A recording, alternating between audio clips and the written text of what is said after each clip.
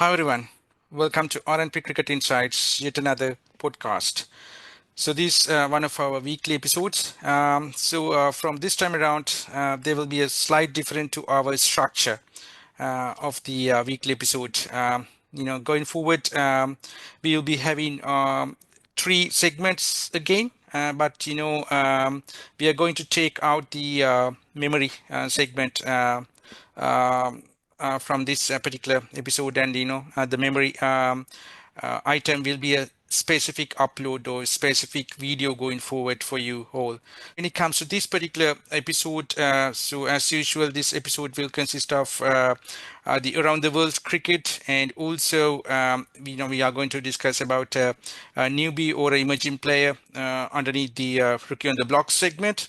And also we are going to introduce a new segment for this series of episodes from the next week onwards, but not in this week.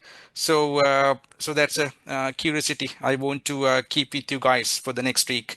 So with that, so we can quickly, give an intro to our today's, podcast. So before that, I would like to welcome Rakita once again for the show. Hi, Rakita. Hope you are doing good. Yeah, Prasad, I'm doing good. Hope you're also doing good. Yeah, Yeah, this is so a far busy so good. week. Yeah, busy week for cricketing fans. So this week, so Yeah, yeah, exactly. we'll see. Yeah, a lot of cricket going on, and let's see, how far we can, cover in today's episode. So when it comes to today's episode, around the world cricket, Rakita sent. So there are a lot of things to be discussed. So mainly, we are going to, discuss about the Sri Lanka versus West Indies upcoming white ball tournament, and stay with us on that one because we are going to reveal the 11 that is going to be played in the first T20 as well. And also, we are going to discuss some of the points with regard to the England versus Pakistan test match series being played down there in Pakistan, and also India versus Bangladesh series is ongoing, and then they just concluded the test series. Now the T20 is ongoing, and then one of the important tournaments as far as the women cricket is concerned, that is the T20 World Cup. Is happening at the moment in UAE. So all those things to be discussed today, and eventually we are going to reveal a emerging player this time around, also underneath the rookie on the block. And this time around, he's more than an emerging player. He's a newbie, I would say, and he would be a newbie in the strict sense of the word. So stay with us.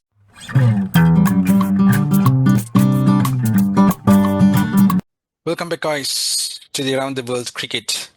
Like I said, a lot to be discussed today, right, Rakite? So I think better we start with the one single series. So in terms of the the size of the series, I think the T20 World Cup is the biggest at the minute as far as the world cricket is concerned. So Sri Lankan team had a lot of expectations, and also the fans did have a lot of expectations, having won the the Asia Cup. The Women's Asia Cup. But at the minute, Sri Lankan team is down and out. Unfortunately, they lost both of their first two matches. First one to Pakistan, and the other one to Australia. So both the matches were played in Sharjah. That's also one of the factors. Which Chamari Athapattu, the captain, has been mentioning. She was saying that Sri Lanka has been playing good cricket very recent past, and at the same time they've been playing in some good pace tracks and some bouncy tracks, particularly in South Africa. They played, and they won the series as well. And also they played some of their last games in Dambulla, as opposed to Colombo or Goal. I think Dambulla is a pace track. So these are the reasons she highlighted for their downfall, because their downfall was mainly with the batting they couldn't get going at all against both the Pakistani bowlers as well as with the against the Australian bowlers.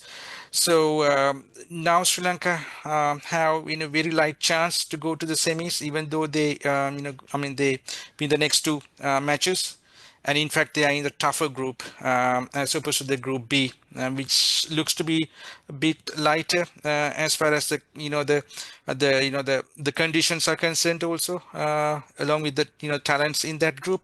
But Sri Lankan group is pretty much tough at the moment. So, Rakita, do you have any justifications for Chamari's statement? Because Chamari was saying that the main downfall is due to the venue that they played, which is Sharjah, where the pitches are very low, slow. No bounce at all. Yeah, Yeah, what do you have to say about that? yeah. There's a some kind of a true. What she has told is somewhat right, because if you see the recent past, the grounds that we have scored, we have got the victories against main countries are little bit helping towards the paces, and we know that Chamari likes the ball to come to her, and then she can go for the shots. Even Harshita and Vishmi also like to place the skirt of the wicket rather than puzzling it out over the mid or no mid off. So they are using a lot of lap shots. Likewise, they like to have that pace of the bowler. So it wasn't there this time in this Sharjah pitch, and they were trying to get quick runs by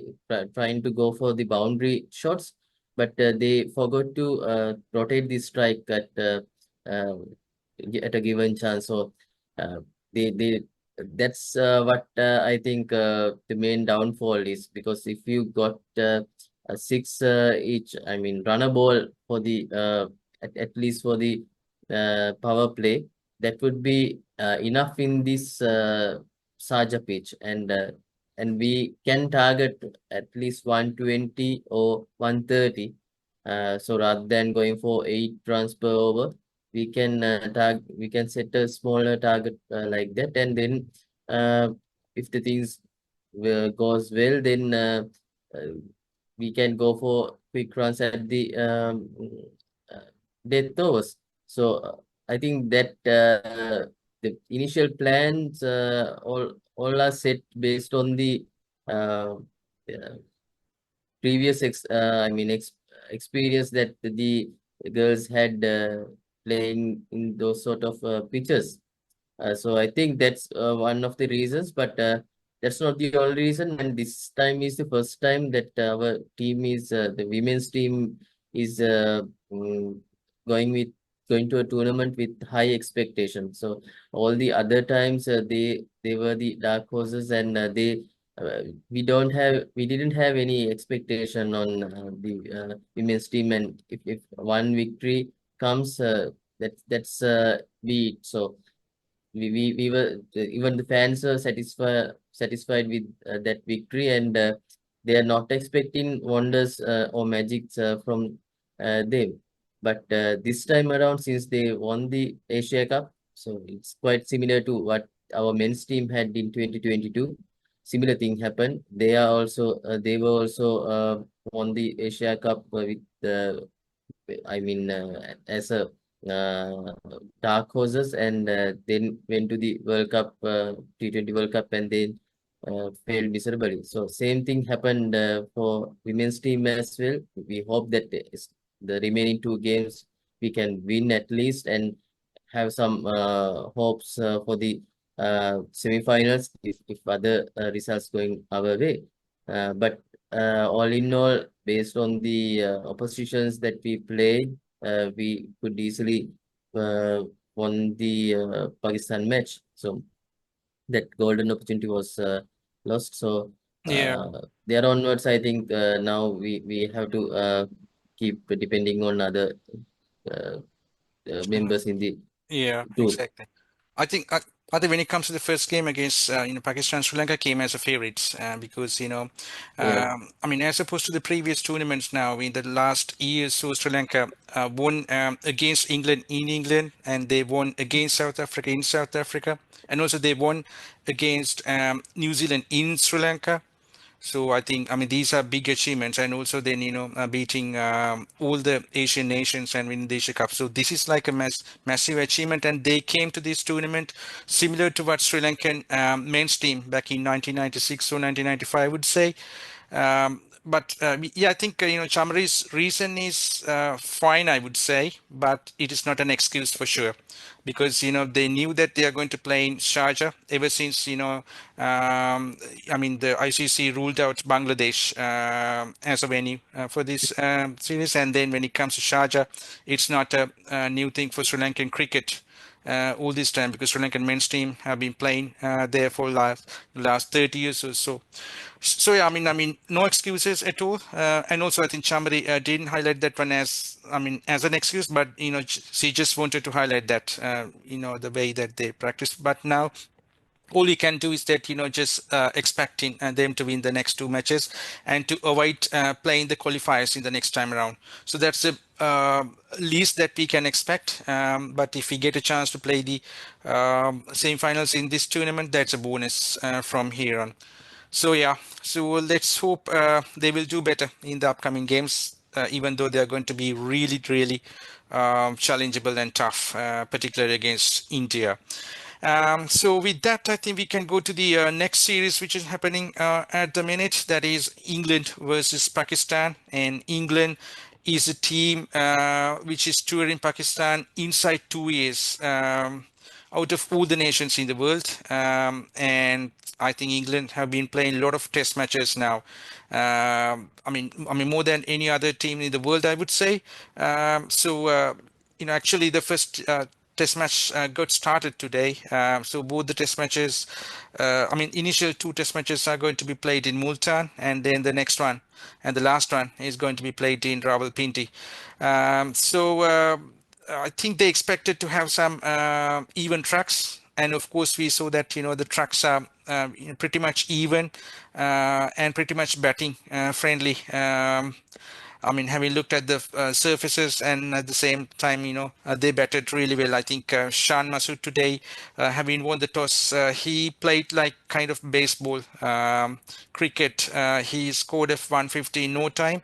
At the moment, I think they're in a very commanding position, Rakita. And also, I think England lost once again their captain. Ben Stokes. So he didn't get a chance to play at all in the last three test matches against Sri Lanka. And so this time around as well. And also, I think I want to highlight one more thing. Interestingly, both the teams are having the fifth bowler as a seamer as opposed to a spinner. So that is also interesting when it comes to Asian team in Asia also. I mean, Pakistan is having their fifth bowler as a seamer as well. So let's see how it goes in Multan, but it looks to be very good batting surfaces and very minimum chances for the spinners. But we never know. That's Test cricket. So I think this is also part of the World Test Championship, where Sri Lanka is having a very good chance to go to the finals and to play that final in next year. So if you're going to consider this series in Sri Lankan perspective, Rakita, whose better performances will be favoring Sri Lanka, as you think? yeah. I think if Pakistan wins the series, that would be a great benefit for Sri Lanka's progress in the World Test Championship.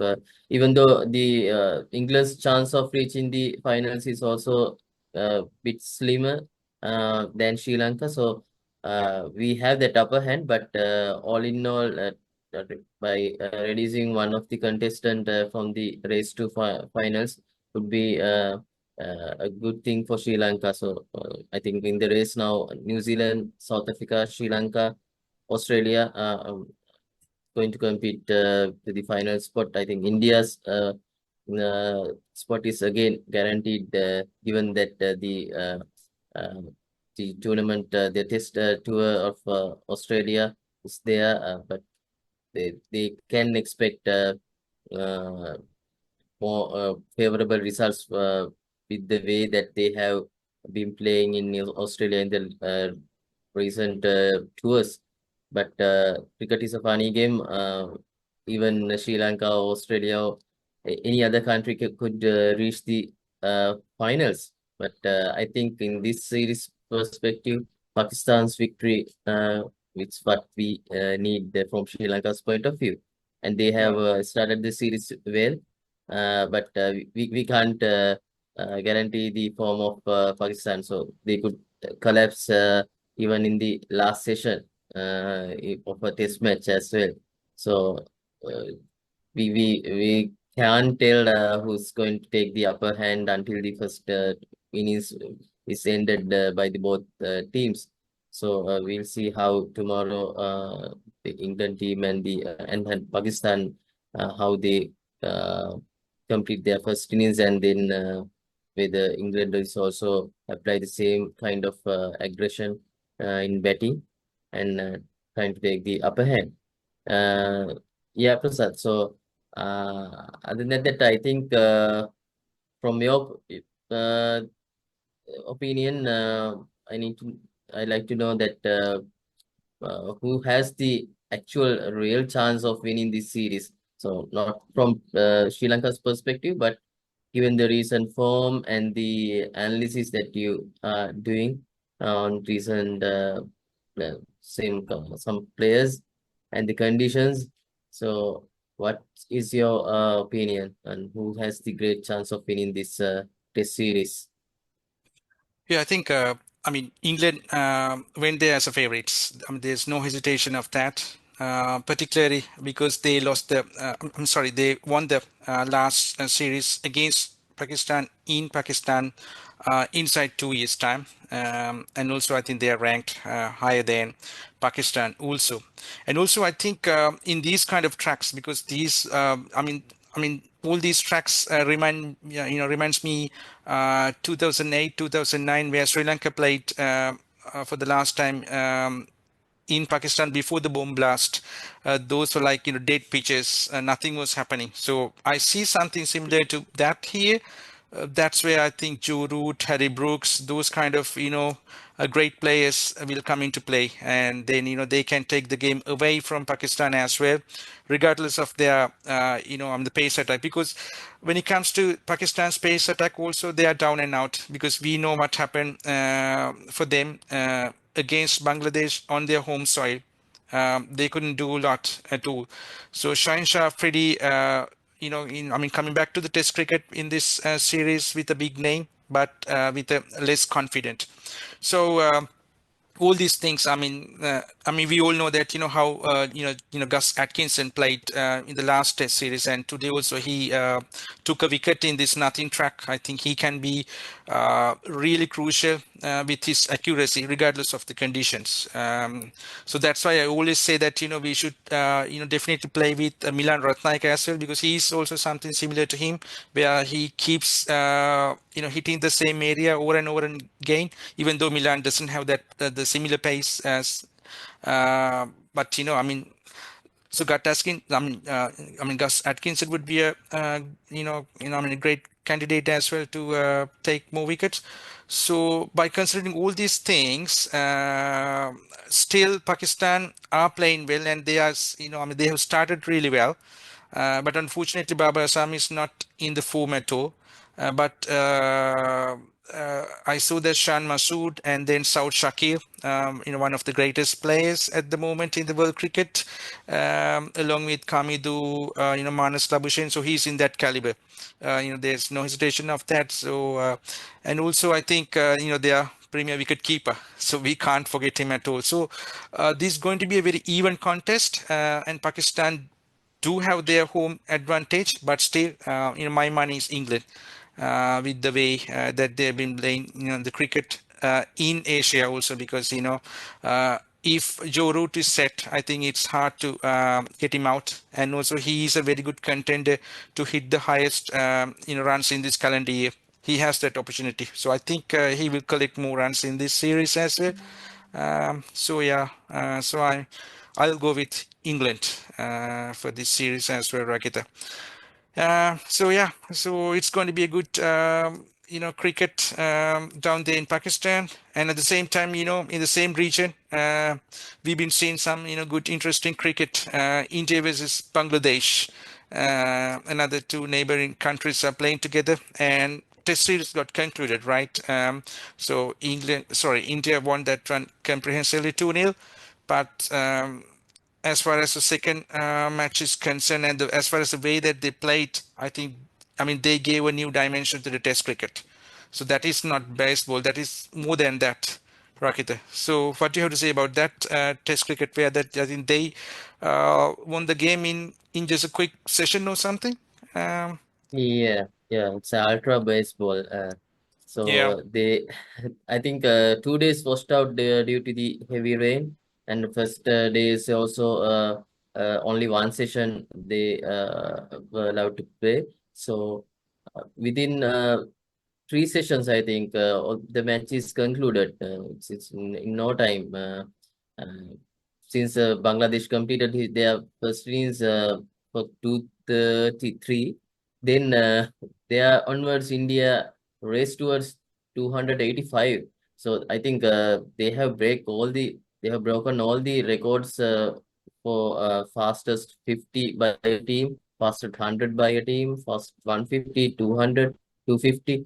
All records they have broken with this innings, and SS Jaiswal, and mainly the start that Rohit Sharma has given. He has hit 2 sixes in the first over, so that has set the tempo, and then there onwards it's all about going after the bowling, and I mean 8.22 for a test innings. Um, you can't think of that kind of an innings in I mean 20 years back. From now on, it will be a kind of a fairy tale if it is if someone telling that you can score eight runs per over uh, for 285 runs in a test match. So that's how the game has evolved, and that's how the attacking mindset that Indians are having at the moment. So they have that domination over the all the other countries. I think only India, Australia, and England can adapt that kind of pressure. Uh, I mean, given that kind of a challenge to win a test match in a short session, and then in that point of view, go for the kill and go for the victory. It's really amazing, and that is kind of an attitude that a team should have. And we have seen in some stage in Sri Lankan cricket, we we were going for the draws, even that we had a chance to go for the runs, yes. and I mean we can chase down the target, even we went for the draws. So I think that mindset we need to build up from Sri Lankan's point of view, cricket's point of view, and that will gradually build, because once you have a set players and informed players in your squad, and you can have the confidence, then no matter of what the time duration or what the other external factors, they have the confidence of doing the right thing at the right time. So Yeah, I I think think, it's a Yeah, I think yeah, it's about the determination as well as the confidence of the team. I think they could have yeah, simply gone for a draw and won that series 1-0, but I think they were yeah, playing for the final spot of the World Test Championship. So yeah, that win was crucial as far as the final slot is concerned. So I think so that win shrinks Sri Lankan chances as well for some extent. And they got the upper hand, and then Australia also has a chance to win some games on their home soil against India. So I yeah, think that win certainly shrinks Sri Lankan chances. So simply, I mean, 9 out of 10 teams could have gone for draw in that test and simply would have exactly. enjoyed with the 1-0. But they played a different caliber of cricket, test cricket. Even I don't think that England or Australia could have gone for that kind of a win, because that was a gamble. Because if Yeah, it didn't work, then I mean they could have bundled out shortly yeah, as well. So yeah, it's all about exactly. the Yeah. determination as well as the Mm, confidence of the team members. So that's superb. exactly, Yeah, exactly. exactly. So yeah, so interest in cricket, and then I think the major point that we are going to discuss in this segment is Sri Lanka versus West Indies, which is related to us. West Indies are taking on Sri Lanka in the white ball series. Three T20s and three ODIs. All are going to be played in central province of Sri Lanka. One is in Dambulla and the other one is in Kandy. So you know, Unfortunately, I mean, no matches in Colombo where that the pitches would be spinning friendly, similar to what we saw in last time around against India. But this time around, I think it will be a different ball game, because we saw what happened yesterday in Dambulla. That was a high scoring game. And also Sri Lankan cricket declared that they are going to have some seaming friendly as well as balanced tracks, where that the pitches would be favoring for batters, because last time I think it was very low scoring games against India. So I think, I mean, that is a crucial point in terms of picking the players as well, without comparing what happened in the last white ball series. So this is going to be really interesting, Rakita, this series. And in this segment, I think we can only focus on the T20 series, which is going to be started on 13th of March, 13th of October. And of course, I mean, we can discuss about the ODI series in our next episode, next week episode, in fact. I think Sri Lanka are yet to officially announce this year, the squad as well as the 11. But I think we can still come up with some other suggestions, as well as come up with our known factors to set up the team. So with that, Rakit, I would like to ask from you, what sort of batters you are looking for Sri Lankan team to play in this T20 series, or in fact for the first T20 that is going Yeah. to be played in Dambulla. Yeah, first of all, today I think Sanat Jayasuriya was awarded, the was appointed as the full-time coach for Sri Lanka until 2026. So, congratulations to Sanat Jayasuriya on that. And I think it's after a long time we had a full-time coach, a local coach, to coach our team. I think So, he deserved that, because he showed in that very short period of time, he showed cricket in all three formats, right? He started in yeah. T20 and he did in ODIs, and then he completed two test series in Red Bull as well. So we can't ask any better. Yeah, I And think and in T20s he has failed. Now this is the time for him to show that the T20 pros of Sri Lanka. So, Yeah, I uh, think I uh, I think we can't say it. I mean, we can justify that one as not a failure, but as a kind of a place where that they grew up. And yeah, because when it comes to the last T20, we tied the game. Unfortunately, we yeah, yeah, yeah. lost in the super over. So that's where they build the momentum with the new coach. Afterwards, I think they were unstoppable, I would say.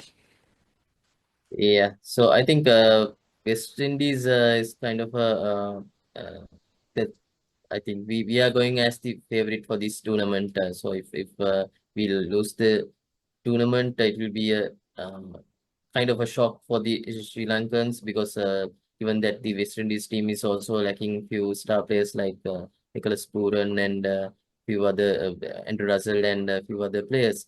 So, but based on that perspective, it's our game to lose.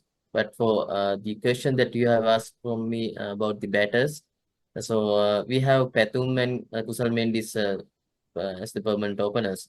And then thereafter, I think we can allocate the number 3 to KJPO Banuka. I think Banuka is due to return to the team. So if he Yeah. is given a chance, he can occupy number 3. And then Charit Kamindu.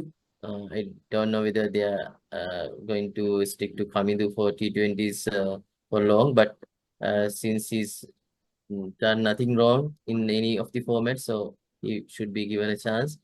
And there onwards, I think Chamindu and Vanindu, the all-rounders, can occupy number 6 and 7. Um, but it all depends on how we approach the game. So whether we can allocate a few more top order batsmen rather than allocating the slots to all rounders. Since we have Dunit Dellarage is also in the lineup, so we will have Chamidu, Vanidu, and Dunit as the all rounders. And then the bowling options also will be wider if we have the all-rounders with us. Uh, but it all depends. Some days, if we need a service of proper top order batsman, then having the all-rounders might be a risky thing. But given this is T20, this is the T20, we can still go for the take a chance and go for the attacking option of having 3 all-rounders. So that's my opinion on the batter's point of view.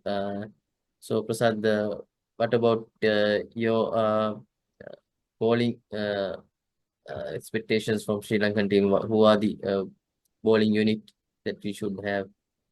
Yeah, I think I will think of this particular series quite contrast to what it was against India in our Premadasa. So definitely, I think we need to have two genuine pace. So I think in terms of the genuine pace, I will go with Matisha Patirana and Nuwan Tushar, because I think Nuwan Tushar is the best swing bowler that we do have at the minute from the white ball. And then Matisha Patirana, we all know that what he is capable of. So those two slots are secured in my 11. But as far as his squad is concerned, then I think Pramod Madushan will get a return as well, because Dilshan Madushanka is not yet playing cricket after that Indian series. He's still recovering. So I don't think that Pramod Madushan can make the 11, but Nuwan Tushar and Matisha will be part of the 11 for sure in terms of the pace bowling. And then I think spin, I think you already mentioned Manidu, because he's an all-rounder, but he's the world-class leg spinner we do have as well. So with that, so there will be a dilemma whether to go with Vandase or with Mahesh Deekshana. But definitely I'll go with Mahesh Deekshana for the first T20 to make the 11. So then, the bowling unit would be Vanidu, Mahesh, Nuwan, Tushar, and Matisha. And you already mentioned that Chamidu, he will be playing as the spin all-rounder. Sorry, the pace all-rounder for Sri Lanka by replacing Dasun Shanaka, the former captain. And you mentioned about Banuk and KJP. So to me, either Banuk or KGP will play the first T20, whereas Kamidu will be there, because there's no reason straight away to remove him from the first match. If that is the case, we have another slot remaining. So that slot I'll be giving to Dunit Vellalage to bowl some spin as a part timer, and also he can hit some runs as well, because I will not rely Charit Asalanka against these sloggers of West Indies cricket. I mean, if Dambulla is not a spin friendly track, and because he'll be really handy in spin friendly tracks like our Premadasa. We know what he did against India in the previous Asian Cup as well in our Premadasa, but Dambulla, I don't think that he will be a handy bowler at all. So Dunit Vellalaga's capabilities are required. So those are the bowlers. So then I think my lineup would be by using your batters as well, Pathum Nisanka, Kusal Mendes, and then I will go with KJP, not with Banuka for the first T20, because KJP had played the first, the last T20 as well, and in fact the last T20 series, and he played really well. He played a very good 40 odd in the last match. Yeah, yes. Barnaker will be a part of this squad, but Barnaker will not be the part of the first 11 for the first T20. So number 3 would be KJP. Number 4, Charith Asanaka. We all know that he was promoted to number 4 in the last white ball. And then Kamidu will be there. And afterwards, based on the situation, either Chamidu or Wanidu can play, because I don't like, Wanidu is coming a bit up in the order. He should play at number 6. So then Kamidu, sorry, after Kamidu, it would be Wanidu or Chamidu. And then I think we have a lot of guys with the name ending Do Do. yeah, do Yeah, yeah. So then, like I said, I will go with Dunit Vellalage. He will be handy and he can play at any slots after number 5 or number 6 either. And then the PO bowlers, Mahesh, Nuantushar, and Matisha. So that will be the 11 to play What there. do you think about playing another leg spinner? So since West Indies have a tendency playing against the good quality leg spinners, mainly the googly bowlers. So they can't pick the googly. If you look at their stats, a lot of googly bowlers, leg spinners are taking wickets against them. Shall will our selectors have two leg spinners at the lineup in the first T20? I mean, Yeah, will I Van der think Sar have a I would say it's a gamble because even though Wanidu and Vandese are two experienced, they are two different bowlers, so it would be yeah, really handy as well.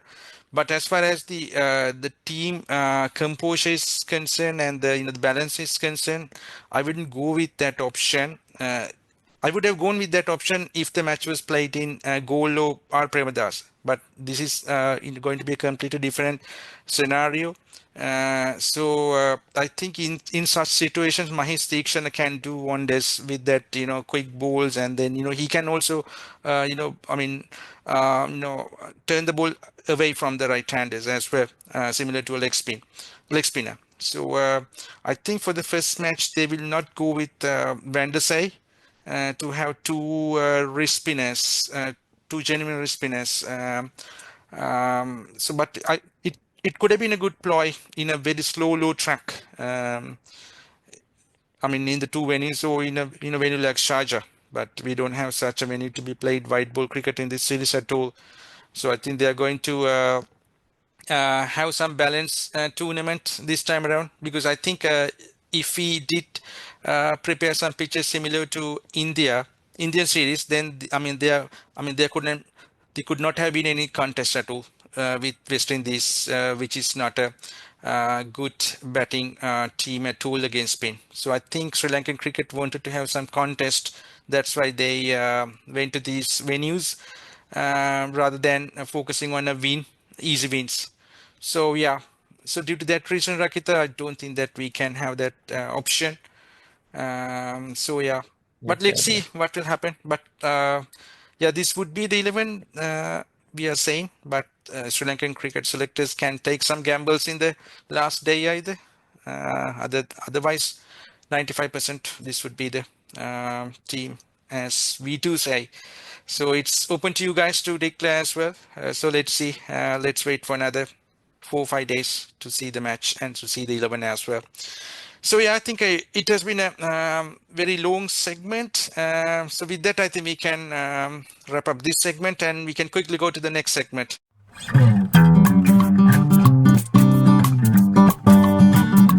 Welcome back, guys, to our last segment of the day, Rookie on the Blocks. Like I said early, today we are going to discuss about a newbie and a newbie, the strict sense of the word. As I mentioned also, this is none other than DINURA KALUPAHANA,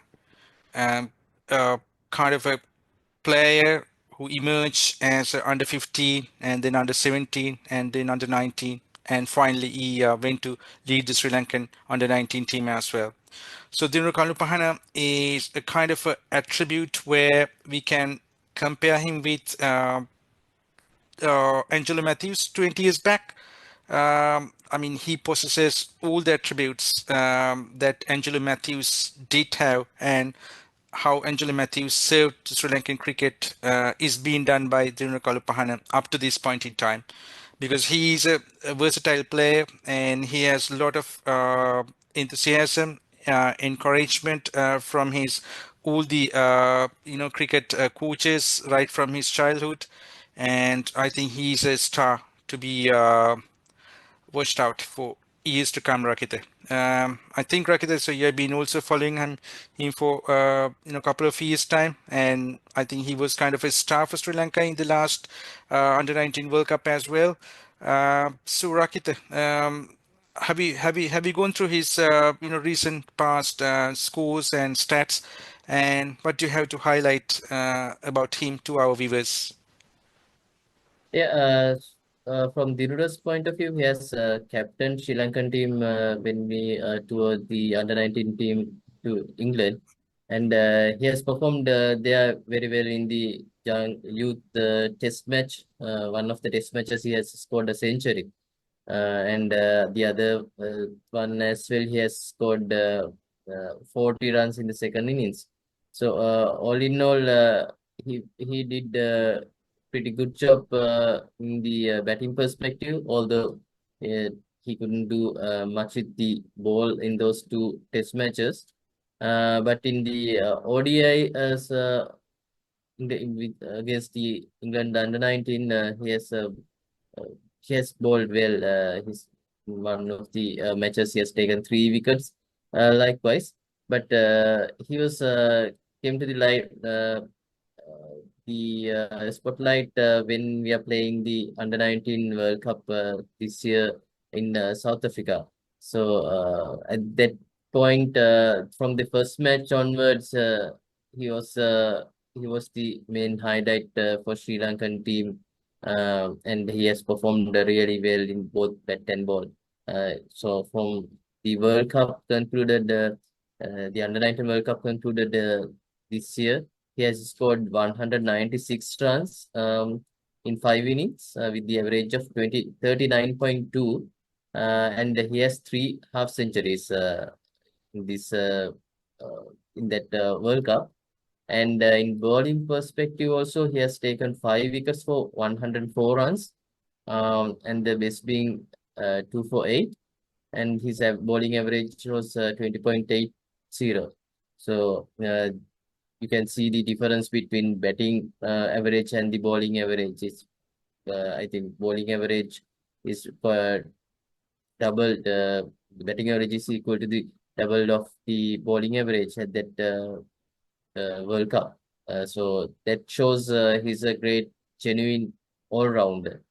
But from Sri Lankan cricket's perspective, I think he has more contestants to grab these opportunities at the moment. I think Chamindu is also doing the same kind of role uh, at these days, I think, in the limited overs cricket.